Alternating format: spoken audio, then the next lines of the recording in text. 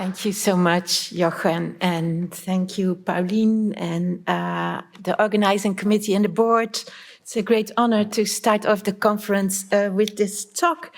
And since the book on the strange was just published, I will really take it in a different direction.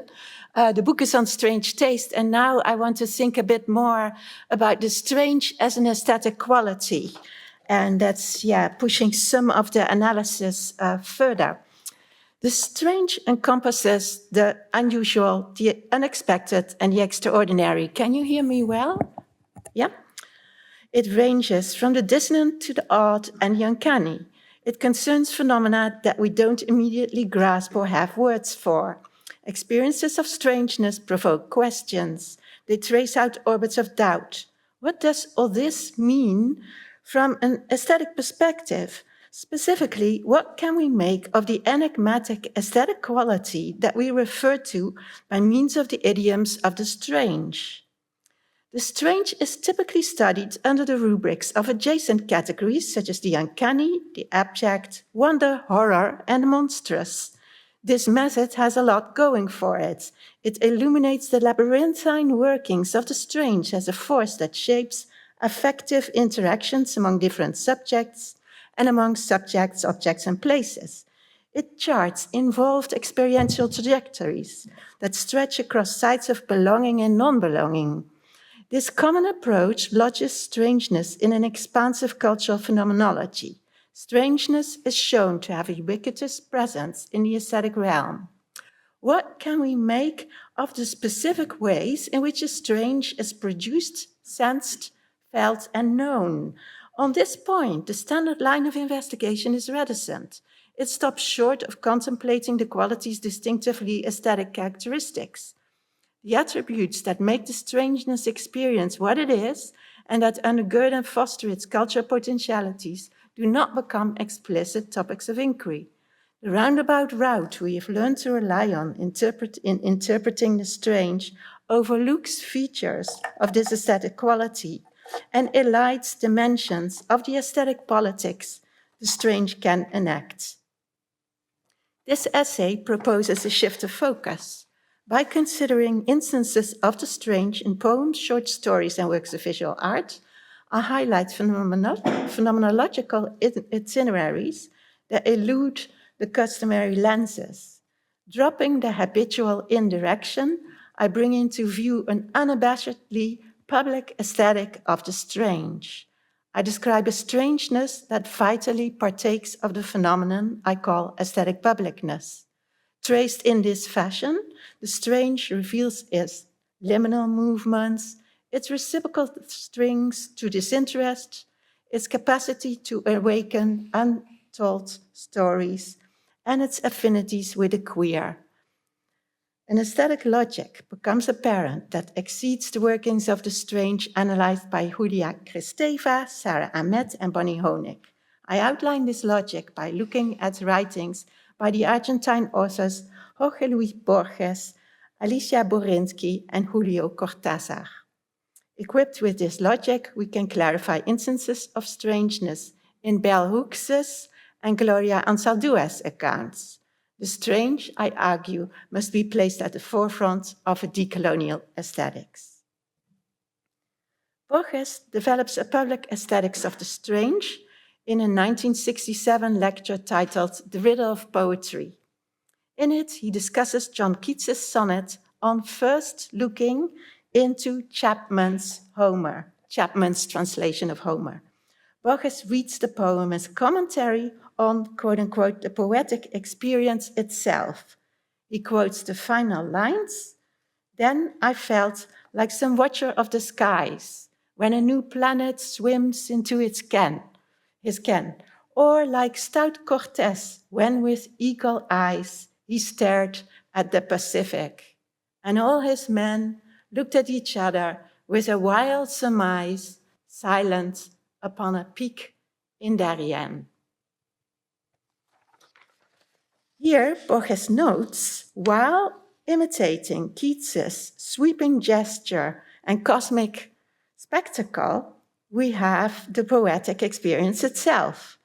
He goes on to observe that the reader, quote, will never have noticed, perhaps, how strange this poem is, for perfect things in poetry don't seem strange, they seem inevitable, end quote. Freeing the strange from the beautiful and the sublime aura that had given it an air of inevitability, Borges exposes the historical and political operations of the strange. Keats, he invites us to note, is scrambling the record. Darien is flat, not sublimely mountainous. And it wasn't Hernán Cortés, but Vasco Núñez de Balboa who colonized Darien and spotted the Pacific from a mountain peak in 1513. Keats mashes up different conquistadores. Borges doesn't point this out explicitly, but leaves the strange hanging. He allows strangeness to resonate in the reader's experience. He resists any temptation to resolve it. In silence, Borges brings home the poetics and cultural politics of the strange. Lingering on the strange, we dispel the inevitabilities instituted by the beautiful and the sublime. The feeling of the strange captures the sense of a reality that doesn't quite hold together. It expresses dissonance and an astonishing dissolution of ontological structures of existence, emphatically time and place, but also orbits of vision and sound. A constellation of awe and desire slips away. Borges cites a passage where sharp perceptions, watching using one's eagle's eyes, via a stare, transform into a gaze, quote unquote, with wild surmise. This is a visual search for signs of other people's understandings of things. It's a scanning that longs for confirmation of what's felt to be going on, or a looking that seeks to share bewilderment.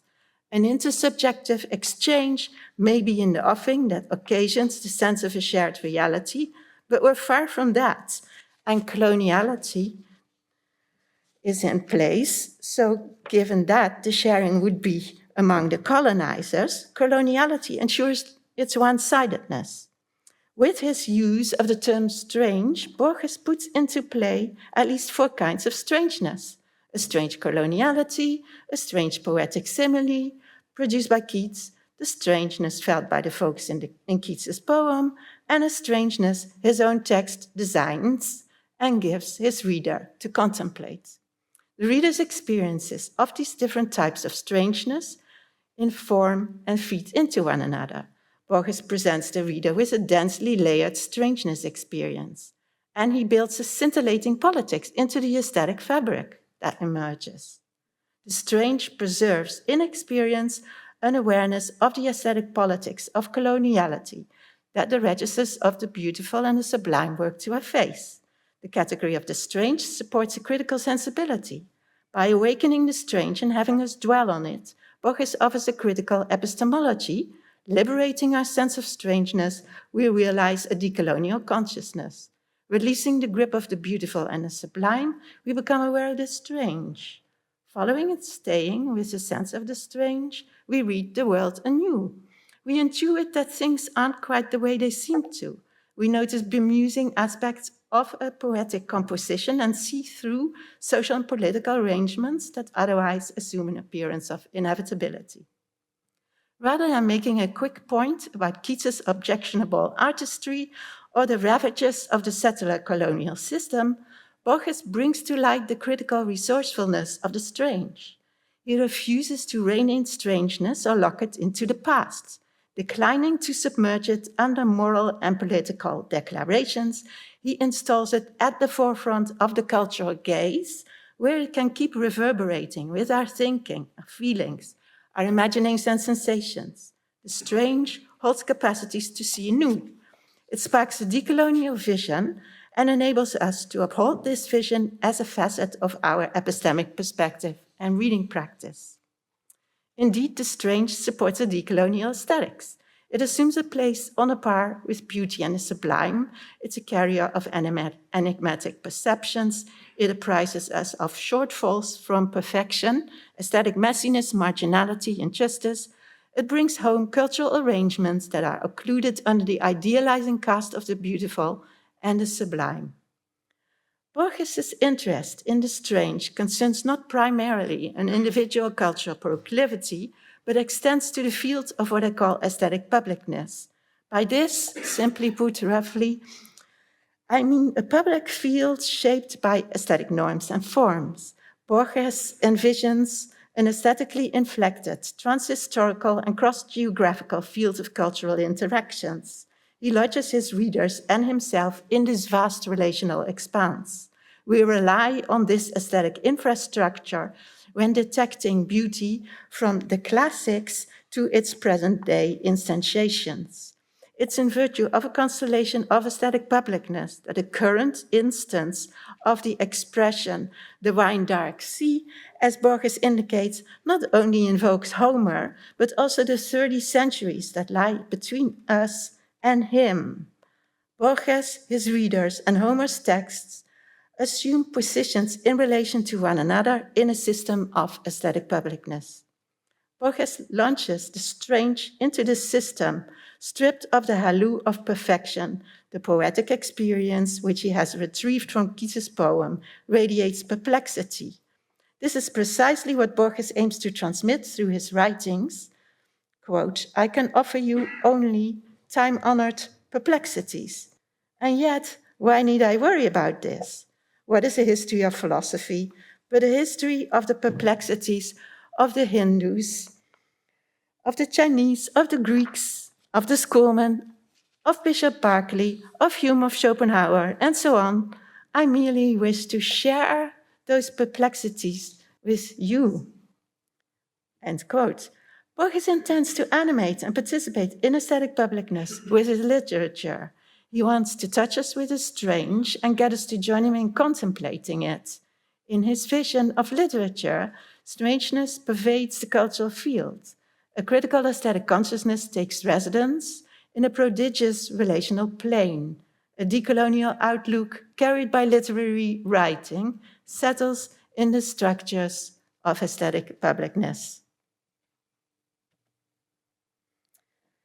A different public logic of the strange can be found in the poem The Show Starts When You Arrive from the 2009 collection Frivolous Women and Other Sinners by the poet Alicia Borinsky, bilingual edition. The narrator of the poem stands for the figure of the frivolous poet, who is the main character in the collection.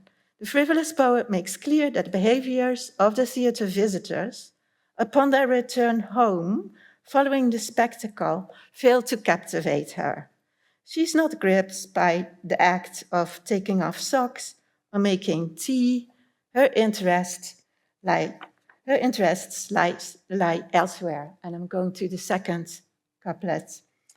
I go back to the theater, search beneath the seats, sniff, smell, scratch in the carpet, carry away this dust, that spider web, a perfume. It is public territory that holds the poet's fascinations. The frivolous poet turns the post-performance space of the theater into the domicile of the strange. Residual items in the margins of aesthetic publicness yield the materials for a new kind of writing. I write you insulting letters, tell you my secrets. We laugh at ourselves without reaching the exact note, without fuss, without rhyme or reason. The dust on the floor of the theater becomes the ink with which the poet composes previously untold stories, fresh intimacies across the gaps among humans, more than human beings, and things. Fresh intimacies cross those gaps among those figures, humans more than human beings and things. The strange sparks contingent encounters, a novel spectacle, unscripted solidarities. At a remove from the idioms of the stage performance and that they, represented by the theatergoers, an I and a you discover and invent the materials for a new gathering. They make up a happenstance we. The feeling of the strange here is one of discovery, a medium of improvisatory interactions, the strange brings the thrill of a togetherness and a joint co-creation that unfold on unprecedented terms. The strange exceeds the programmed event. It's unplanned. Residual forms animate the strange to make possible what Hannah Arendt would call new actions in concert, the kinds of actions that for her unfold in the realm of the political and demand a public space that embraces plurality. This public focus returns in my next case. In his short story, House Taken Over, Cortázar uses the strange to rethink aesthetic publicness. A brother and sister inhabit a large house in Buenos Aires. They live off the income from the farms they own. The brother is the narrator of the story. The siblings spend the mornings dusting the furniture, which is quite a job, he tells us, since, quote unquote, there's too much dust in the air. The afternoons and evenings are left for their own activities. The brother reads, the sister knits. The brother is an aficionado of the latest French literature, which he tries to buy in the bookstores on his Saturday trips downtown. He regrets that nothing worthwhile had arrived in Argentina since 1939. One day, the back part of the house is occupied by unknown visitors. The muffled buzzing of the entrance conversation is indecipherable. The brother is separated from his French literature collection. The pair retreat to the remaining section of the house. Then the noises turn up on their side as well. Despite the sound's proximity, they're indistinct. The siblings nonetheless get the message and leave. The brother tosses the key of the house into the sewer. Taken over by the strange, the house ceases to be a refuge for reading. The sinister invaders are an unreadable presence. Reading, one surmises, is like trying to enter a bolted door without a key. There's no key that unlocks how we should read. Aesthetic publicness is pervaded by the strange. The strange is inside the house and it's outside the house. There's no shelter against the strange. The dust that used to settle onto the furniture had been a challenge, one that carries a tinge of overwhelming strangeness without wholly going there, but this annoyance had been more or less under the siblings' control. The dwindling availability of new French literature had been tough on the brother. Nonetheless, he kept us his weekly request at the bookstores, successfully ignoring the war-induced restrictions on the European literary supply chain, and apparently oblivious to the terrifying, uncanny connotations of a world where writers and publishers suffer prosecution and extermination. Taking things in stride, he and his sister carried on. The strange, however, does our reader in. There's no retreat from it. The strange extends inside and outside the house. The issue isn't just that literature can't shield itself from ostensibly external occurrences, such as fascism and war, or that denying these forces comes at one's peril, threatening both the reading and writing of literary works. The strange, House Taken Over reveals, doesn't allow itself to be managed or escaped. Aesthetics needs to live with it. There's no safeguard against it. It's with the strange outside the way it's with the strange inside. The strange is not readable. The key is gone. Cortázar rethinks aesthetic publicness from the perspective of an Argentine literary scene. What is literature at a distance from the European canon, asks his story. What powers of the new are there to be celebrated beyond the squeezed, obsessively narrowed space of the latest French literature? What other kinds of aesthetic value might we want to realize? How does the strange, itself an aesthetic achievement, work its ways through these values? Like Borges, Cortázar maintains the strange in experience. Thus he grants the questions about literature and value I just raised a resonance that surpasses any answers that we may provide. He asks what aesthetic existence looks like when wrapped in an atmosphere of all-pervading strangeness and no longer securely anchored in the tidily bordered figure of the house. with its ties to a capitalist property system, that's how the story configures it, and a colonialist spatial and temporal order. We're invited to contemplate the fundamental structures and valorizations that make up aesthetic life through the lenses of the strange. Cortázar confronts the house of literature with the street and the sewer. The strange is all over the place. No inside and no outside is the privileged setting of the strange or of aesthetic publicness. No wall or door keeps away or shuts out these conditions. The trespassers can't control or avert the strange, just as the previous inhabitants of the house couldn't. The strange is always out there in the world, ready to displace whatever strangeness has settled in a given site. Cortázar outfits the interlopers not with an identity, for example, by specifying their position among subaltern classes or illiterate masses who face the task to build a new house of literature, but he equips them with an aesthetic of the strange that then provokes questions about identity, culture, and power. The story proposes a decolonial aesthetics that centers this quality. Cortázar cites in this regard with Borges and Borinsky. Each author singles out distinct decolonial principles of aesthetic strangeness. As House Taken Over indicates, literature can't separate itself from society to withdraw into a secluded world of disinterest. This gamble feeds into a colonialist and class-based social system and is ill-equipped to reckon with fascism and empire. Further, there's no replacement of the house of literature. That's not strange. Any alternative that could take the place of this house poses troubles of reading. The question of how to read remains alive. While suspending cultural frames and overthrowing cultural boundaries, the strange preserves this question in its full perplexity. Cortázar reorders aesthetic publicness through the enigmatic movements of the strange. The feeling of the strange is attuned to the opacities and contingencies of reading. The strangeness Cortázar builds into our aesthetic infrastructure is not the uncanny, with its dynamic of the familiar, homely enclosure that reveals its ineradicable unhomeliness and unfamiliarity. It doesn't resonate with a lexicon of dismemberment or living persons who are buried alive that is commonly associated with the uncanny. Neither can Cortázar's strangeness be equated to estrangement, alienation, wonder, or horror.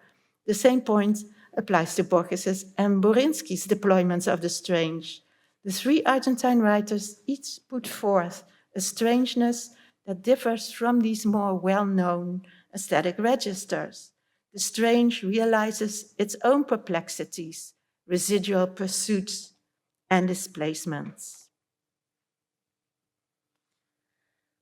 Borges, Borinsky, and Cortázar give the strange a major role in aesthetic life and social existence more broadly as a force of critical consciousness, a source of new intimacies and solidarities, and an omnipresent cultural reality that poses ongoing questions of reading. The brother in House Taken Over finds in the strange a reply to the strange. He leaves the strangeness that settles in the house for another strangeness. The strange, it appears, constitutes a line of response to the strange in the cultural field. Aesthetic theory has a lot to gain from this strategy, which of course exceeds the specific versions employed by the brother. Borges' reply to Keats and my reading of Borges, both of which maintain the strange in experience, show other varieties of this strategy. So do Borinsky's foragers in the post-performance theater, who enter strange gatherings initiated by the frivolous poet's strange communications and the strange materials and more than human beings she encounters.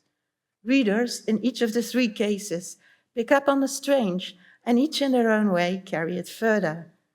The strange being the strange, however, this is not the ordinary course of affairs. In his 1956 story, End of the Game, Cortázar confronts the common situation where a public aesthetic of the strange runs into an obstacle. I want to ask what this story tells us about the logic of meeting the strange with the strange. Three sisters, Letitia, Orlando, and the unnamed narrator, are in the habit of playing a strange game, or in any case, a game that brings into the world a good amount of strangeness. They create a row in the house in the Palermo neighborhood of Buenos Aires when lunchtime is over. In the chaos, they slip away, unseen by their mother and aunt. Their destination is the area by the willows on the other side of the white fence that opens to the world beyond the house. Here, the train tracks extend by the river, tracing a long curve. Freedom reigns. The girls play a game called Statues and Attitudes. They draw lots. When fate decrees statues, the winner is outfitted with ornaments picked by her two sisters.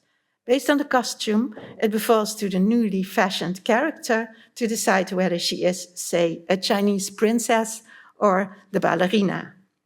Attitudes, by contrast, such as shame and fear, charity, or reproach and robbery, do not necessarily call for ornaments, but require a lot of expressiveness, Cortázar says. Either way, the performing sister poses for the audience of riders on the 208 train from Tigre. The other two sisters size up the reactions of the members of the public. One day, a passenger drops a note. Its author, Ariel B., judges the performance very pretty. A later note communicates his preference for Letitia, who suffers from paralysis. When he plans to pay a visit to the three performers in a dominion by the tracks, she declines to join her sisters, instead asking them to pass on a letter. Very soon, Orlando knows the game will be entering its last performance. Letitia gives her all to a splendid Chinese princess statue, even upping her act with jewelry heisted from her mother and aunt. Ariel's eyes are only for her until the train takes him out of sight. The tears are running down the statue's face. The following day, Orlando and the narrator pack up the box of ornaments. Ariel's seat remains empty. The sisters' game demands public territory. The game opens out onto the public on the train. Moreover, from this audience, the game asks that they open up to the strange. An interested pursuit of attractiveness won't do. Neither does a mere disinterested appreciation of beauty. These responses sidestep the strange and diminish the game. But part of the latter response goes some of the way. An element of disinterest is conducive to the strange. It creates room for pushback against normalizing projections. The audience should avoid imposing already given stories onto the performance.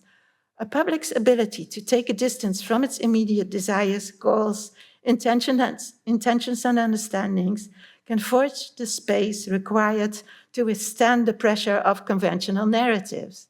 Indeed, a disinterested comportment could have swung Ariel and Letitia out of the traditional love story through which they hijacked the game. For the strange to flourish and the game to continue, both the producer and consumer of the strange, the sisters as well as the train riders, Ariel as well as Letitia, are in need of a measure of disinterest. The strange is vulnerable to eradication by romantic tales that threaten to pull it back into the fold. Just as beauty and the sublime, as Borges warned, efface it by assimilating it into trajectories of idealization. Neither does the strange thrive when running up against flattened aesthetic responses that primarily spot attractiveness. At the very moment when the narrator is doing the attitude of dejection, one of Ariel's letters arrives. The note professes his liking of the three artists. His bland reaction to the performance depressingly snubs the expressive form of the attitude. The same happens when a narrator is doing horror. This time she's hit on the nose by a missive that singles out Letitia as the prettiest of the three. Ariel's communication horrifically spurns the attitude's expressiveness. His reductive responses brutally disregard the game's tone and nuance, depriving the strange of its charge. Rather than registering the strange and carrying it further, Ariel stifles it. Or possibly he takes a pass on the strange precisely because he senses its presence and wishes to domesticate it. Anyhow, the game is over. The strange is vulnerable to being quelled. It must be kept open for there to be art, performance, a game. But it fizzes out. By terminating the strange, end of the game repudiates the earlier story, House Taken Over, which let us know that there's no escaping the strange. In End of the Game, Ariel nonetheless seems to be doing just that. He blunts the strange and seals it off. The strange vanishes. Accordingly, the story discloses the limits on the strange. The narrative turns out to be a parable of the way the strange dissipates when running up against aversive readers. This sounds right as far as it goes, but is it true that Cortázar really is forgetting the lesson of his earlier story? Is he letting the strange slip away this easily? We can spot indications to the contrary. The firebrand narrator and her accomplice Orlando will be carrying the strange further by taking it to the streets, no doubt about it. Their mother had repeatedly predicted that the street was where her daughters would end up when trying to discipline them. This warning altogether failed to impress the three daredevils. The reader gets the point, the street it will be. The game may have come to an end. For now, the strange withdraws, but Orlando and the narrator will surely resume their play in some fashion. If this means they end up on the street, like the brother and sister in House Taken Over, so be it. The strange is a part of their freedom, their art, their aliveness. The ending of Statues and Attitudes constitutes a brief episode in a lengthy stretch of enticing strangeness that doubtless will involve crossings from house to street and analogous journeys. Another strand in the story indicates that the retreat of the strange is less decisive than suggested on a reading that sees it fleetingly move into and out of existence. Dejection and horror won't go away even when smacked on the nose. Unbeknownst to Ariel, these expressions have already infiltrated his aesthetic compartment. They're contagious. These attitudes transfer from the body of the actor to his truncated perceptions. They turn into the miserable, dispirited, and horrible qualities of his gaze. And they carry on as this horrendously unimaginative, unappreciative spectator dismally stares at the river stretching out before him from the window on the other side of the train. Orlando and the narrator aesthetically avenge Ariel's evacuation of the strange. They mobilize the strange in response to its depletion. What allows the strange to travel so blithely through the aesthetic circuits that Cortázar has plotted out in his story? Whence this agility? The strange survives its eradication by shifting grounds. It finds a different playing field. How can we make sense of this metamorphic nimbleness? What enables the strange, when squished in one place, unflappably to pop up elsewhere? Cortázar here alerts us to a marvelous freedom. The strange is unencumbered by its ties to given performances. It's lean and lithe, untethered to the costumes and roles in which it's cast. The strange is ready to don a different dress and take on a new part. What aesthetic propensity is more likely to account for this carefree, unrestrained behavior than disinterest? I propose that the strange, in its present iteration, holds a kernel of disinterest. Because the strange in Cortázar's story is unattached to specific goals, the game is disinterested, it can move into and out of a variety of forms, contexts, and narrations. This accounts for its resilience. The strange is deeply vulnerable to closure, but it's ready to bounce back elsewhere, eluding obliteration. Unbound to the script it happens to be enacting, it sets off for a different one. Disinterest is the asset the strange plumbs to keep alive when at risk of effacement. A stretch of disinterest at the heart of the strangeness experience engenders the fluidity that allows the strange to traverse the gaps between bodies, stories, performances, house, and street. This point is not unique to Cortázar's story. Given strangeness's affiliations with the unusual and the uncommon, the idea that it sustains loose and transient bonds to specific stories has a prima facie plausibility. The strange wouldn't be the strange if it allowed itself to be submerged under regular sedimented protocols.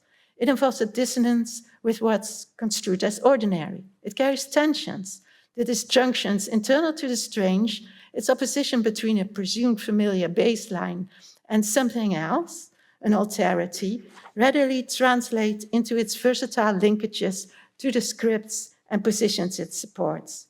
Disinterest equips the strange to surrender its connections with given narrative and performative settings and to latch onto new ones. This feature helps to keep the strange open, even when confronted with forces that threaten to shut it down. The joke of Cortázar's story, the hilarious ways in which a strange travels from the narrator's attitude to the onlooker's, Ariel's stance, points to a nucleus of disinterest at the core of the strange that grants this quality pliability and facilitates its survival in adverse circumstances. As Cortázar shows in House Taken Over, the strange is irrepressible and invincible. It perpetually leaves open the question of how to read. In End of the Game, he demonstrates that the strange is also vulnerable to reductive responses. However, as I've argued, it counterbalances its poignant vulnerability with a fierce resilience. Read together, the two stories suggest a qualified notion of both the delicacy and the keen powers and fervid stridency of the strange. My discussion of Borges, Porzinski, and Cortázar has brought out an intricate public aesthetics of the strange. All three authors focus on publicness. Borges reveals how the strange undergirds a critical aesthetic consciousness and decolonial aesthetics. Among its decolonial aesthetic operations, Porzinski's poem indicates are the intriguing capabilities of the strange to incite new stories and bring into being unforeseen affiliations. In Cortázar's House Taken Over, we found that the strange keeps open the question of how to read and brings to awareness questions of identity, culture, and power. The strange keeps alive its dissonant, questioning, and unsettling capabilities, not only in reply to the strange, as this story shows, but also in response to its potential eradication, as attested to by the end of the game. Each author weaves the strange through a fabric of aesthetic publicness. I've distilled a distinctly public aesthetic of the strange. The strange both calls for disinterested responses that take a distance from normalized narrations, and it enacts a kernel of disinterest in its own right that it brings to its encounters with given narrations. The strange, furthermore, treads in the liminal zones between bodies' performances and between house and street. Unbound to sedimented narrations and to given gender identities, the strange sustains affinities with the queer. These proximities have not gone unnoticed in the literature. Culture critic Eve Sedgwick defines the queer in terms of the strange. Queer, she states, is relational and it's strange. Tracing the word queer etymologically to the term across, she associates it with an inextinguishable crisscrossing of lines and running across divides, across genders, quote, across genders, across sexualities, across genres, across perversions, end quote. For Sedgwick, these trespassings and circulations are unstoppable. Quote, queer is continuing moment, movement, motive, recurrent eddying, troublant, end quote. The ongoing cross-currents of the queer find an indefatigable impulse in the displacements of the strange as revealed by Cortázar's stories. The liminal operations of various non-binary and queer forms of border dwelling and border crossing also stand out in the work of Latina feminist scholar Gloria Anzaldúa, who likewise ascribes a role to the strange in this process, as I'll indicate. While there are clear resonances between the public aesthetic of the strange spelled out in this essay and the existing literature on the strange, I also want to signal very briefly how my notion of the strange, as I have been laying it out, differs from three notions in the literature. So for Kristeva, the strange is a register of the unconscious. When we disavow the strange and block it from awareness, she argues, it fuels ethnocentric and nationalist passions to devastating effect. This tendency can be overcome, in her view, by affirming the strange regions of ourselves that we tend to deny. In this fashion, we can hope to realize a cosmopolitan world order. Rejecting Kristeva's universalizing model, cultural theorist Sarah Ahmed charts how discourses of strangeness inform racist and colonialist social structures. Her analysis charts the extensive social, national, and global operations of the differentiations that Western societies posit between normative subjects and two groups of people who are found to deviate from the normalized subject positions, namely, on the one hand, potentially assimilable but always suspect, ordinary strangers, and on the other hand, strange strangers who are considered irrevocably unassimilable. Furthermore, in an account of the fundamentally paradoxical status of the law within modern democracies, which is neither altogether willed by the people nor wholly imposed on them, political theorist Bonnie Honig documents the ambivalent political roles that consequently accrue to the strange, as represented by the figure of the foreigner. Modern society, she argues, use strangers to manage the indeterminacy of the law, conscripting them to ground the polity in a manner that should remain unnoticed in an implicit fashion. So Christeva, Amen, and Honig pinpoint powerful cultural dynamics. And at the same time, the strange I have brought out hints at a different logic of the strange pervading the field of aesthetic publicness, a logic of perplexities, residual endeavors, and displacement that elude the procedures that the three theorists describe. I've shown how the strange sparks questions and untold stories, fosters liminal movements, and enjoys reciprocal ties to disinterest that support its fluid encounters with blockages, partitions, encasements, and sedimentations. The public aesthetic of the strange I've sketched thus highlights cultural and political capacities that outstrip the three theoretical visions just sketched. Insinuating itself into our games, performances, and bodies, the strange is a recalcitrant, transformative quality that can circumvent and dislodge the procedures analyzed by Christeva, Ahmed, and Honig. In the strange, critical theory finds a versatile cultural resource that we can deploy to rethink and overturn existing figurations of belonging and alternity. So fairly briefly on Hooks and Ansar Dua before ending. In an essay, An Aesthetics of Blackness, Strange and Oppositional, Bell Hooks argues for the significance of Black aesthetics. And part of the reason why she finds it important is because it gives a vital grounding for a certain kind of Black art and culture production, specifically art that is oppositional and transgressive. The Black aesthetics for which Hooks advocates is to supplant narrow white aesthetic paradigms, as well as restrictive Black aesthetic models for thinking about Black cultural works. Hooks starts the essay by comparing two houses with one another. And so in one house, objects were treated as to be possessed, and space was not to be created but owned. And that's where she grew up. And in her grandma's house, by contrast, she really learned how to look and how to recognize herself. Space was creative, it was designed so as to give life, and a beauty of the everyday was celebrated. So the strange is in Hooks' title, right? So what is it doing there, and how does the beauty she's after emerge?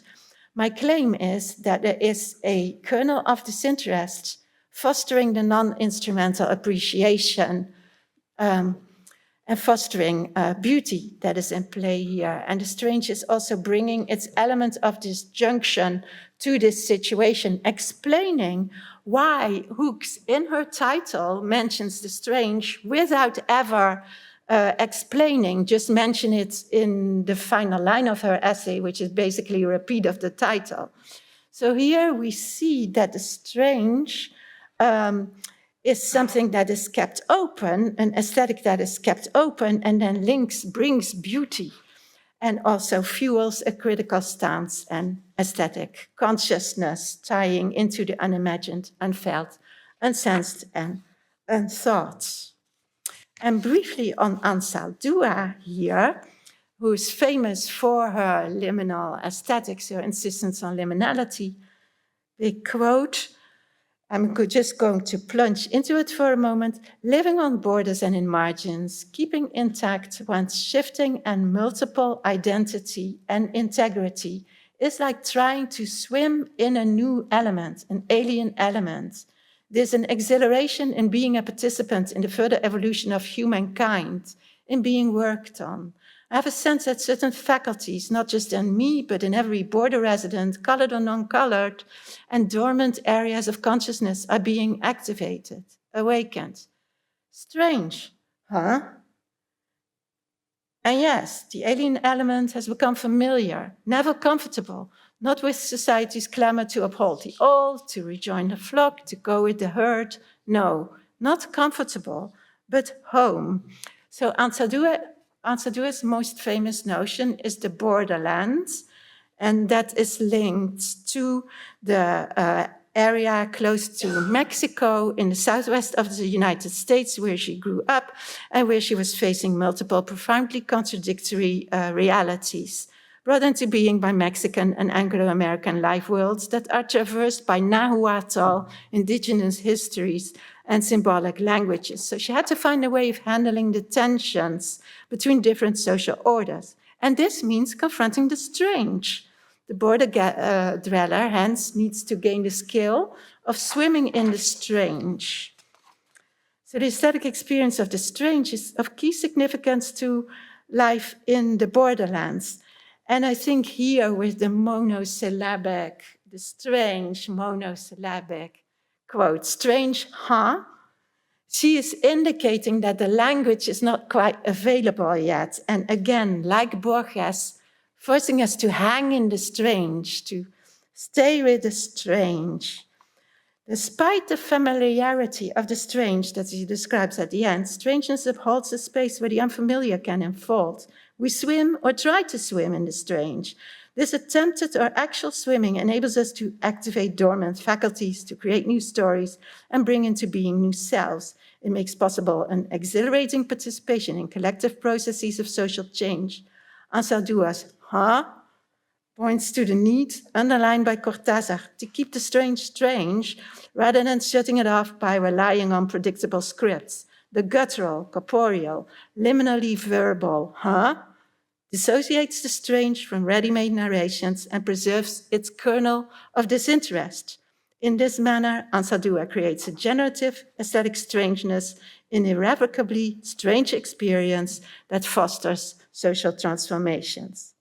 The strange, in conclusion, is a transformative aesthetic quality that lies at the heart of our capacities to create social change. It brings its distinctively aesthetic propensities to the psychic and political processes outlined by Kasteva, Ahmed, and Honig. The strange occupies an aesthetic place equal to that of the beautiful, the sublime, and the uncanny. Ansadua's strange, acknowledges the confusion that reader may experience when confronted with imaginaries and textual patterns that don't mesh with the reigning aesthetics. But it also asks the reader to make room for new voices, to recognize other experiences, thus calling on us to go with the strange and mobilize it as a part of a decolonial aesthetics, a job we've seen it fulfill in the above cases. I've analyzed the public aesthetic of the strange in 3 authors. My argument for this neglected aesthetic quality resonates with tendencies in the visual art. So in ending, I take a quick dip into that recent book, Strange Taste, which signals how various artists use the strange to make public interventions and to revise constellations of aesthetic publicness. In her performance installation, Painting with Fire, a detail of which is on the cover, Maya Angeles Soto Diaz burns the castle of Disney's first Latina princess. Here's Tania Bruguera on the right, in her performance El Peso de la Culpa, The Burden of Guilt, eating soil in front of a Cuban flag in Havana, next to Lottie Rosenfeld's A Mile of Crosses on the Pavement. Lastis's 2019 activist performance, A Rapist in Your Path, uses strange blindfolds to put responsibility for gender violence back onto the state. Consuelo Jimenez Underwood's installation, Everything All at Once, rethinks strange public figurations of immigration. Like our previous interlocutors, these visual artists invite us to swim with and in the strange. Thank you.